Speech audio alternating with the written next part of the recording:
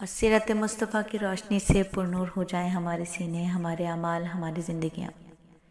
اور اسی نور کو حاصل کرنے کے لیے، اسی سیرت کو سمجھنے کے لیے ہم اس حلقے میں داخل ہوتے ہیں جس کا نام ہے سیرت مصطفیٰ کی روشنی۔ اور آج سیرت کے اس مقام پر ہیں، قسط نمبر 30 ہے، جہاں پر خانہ کعبہ میں 2 بت رکھے ہوئے ہیں۔ ایک کا نام ہے اصاف اور ایک کا نام ہے نائلہ۔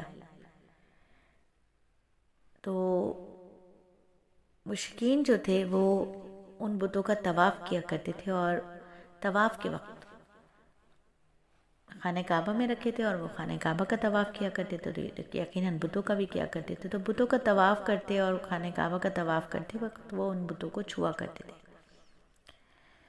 جب وہ انہیں چھوا کرتے تھے تاکہ ان سے برکت حاصل کر سکیں، تو حضرت زید بن حارثہ رضی اللہ تعالیٰ عنہ فرماتے ہیں کہ ایک مرتبہ آپ بیت اللہ کا طواف کر رہے تھے، میں بھی آپ کے ساتھ تھا۔ جب میں طواف کے دوران ان بتوں کے پاس سے گزرا تو میں نے بھی ان کو چھوا۔ نبی صلی اللہ علیہ وآلہ وسلم نے فوراً فرمایا ان کو ہاتھ مت لگاؤ، اور اس کے بعد ہم طواف کرتے رہے۔ میں نے سوچا ایک بار پھر بتوں کو چھونے کی کوشش کروں گا تاکہ پتہ تو چلے کہ ان کو چھونے سے کیا ہوتا ہے، اور آپ نے کس لیے مجھے روکا۔ تو چنانچہ میں نے ان کو پھر چھو لیا۔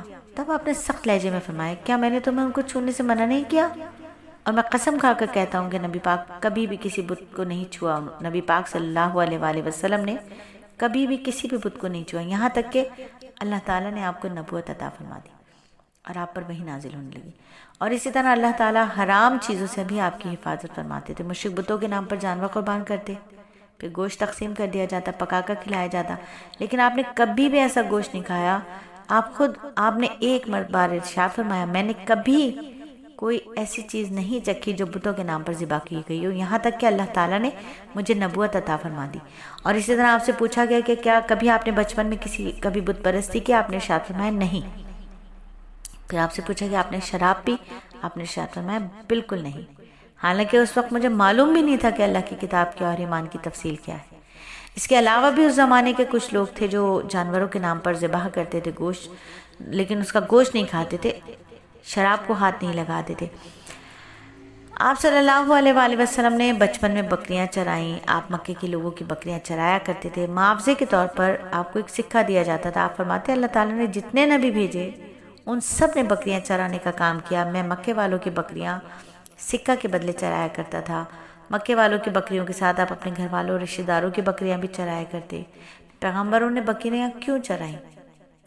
اس کی وضاحت کچھ اس طرح بیان کی جاتی ہے کہ اللہ تعالیٰ کی زبردست حکمت ہے، بکری کمزور جانور ہے۔ جو شخص بکری چراتا ہے قدرتی طور پر نرمی، محبت، انکساری کا جذبہ اس کے اندر پیدا ہو جاتا ہے، اور ہر کام اور پیشے کی کچھ نہ کچھ خصوصیات ہوتی ہیں۔ مثلا قصاب ہے، اس کا دل سخت ہوتا ہے، لوہار ہے، جفا کش ہوتا ہے، مالک ہے، اس کی نازک طبیعت ہوتی ہے۔ تو جو شخص بکریاں چراتا ہے جب وہ مخلوق کی تربیت کا کام شروع کرے گا تو اس کی طبیعت میں سے گرمی اور سختی نکل چکی ہوتی ہے۔ مخلوق کی تربیت کے لیے بہت نرم مزاج ہو چکا ہوتا ہے۔ تبلیغ کے کام میں نرم مزاجی کی بہت ضرورت ہوتی ہے۔ اس لیے اللہ کی حکمت رہی کہ تمام انبیاء نے بکریاں چرائیں، اور میرے نبی صلی اللہ علیہ وآلہ وسلم بھی بکریاں چرایا کرتے تھے۔